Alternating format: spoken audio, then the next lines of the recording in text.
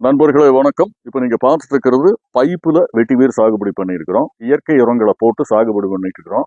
இது ஒரு புதிய முறை, செலவில்லாத சிக்கன முறையில வெட்டி வேற அறுவடை எப்படி பண்றது அப்படிங்கிறத பத்தியான டீட்டெயில்ஸ் எல்லாம் சுருக்கமா பின்னாடி வர்ற வீடியோல சொல்லியிருக்கிறோம். பாருங்க. இதை பத்தியான டீட்டெயில்ஸ் உங்களுக்கு தெரியணும் அப்படின்னா எங்களை நீங்கள் தொடர்பு கொள்ளலாம்.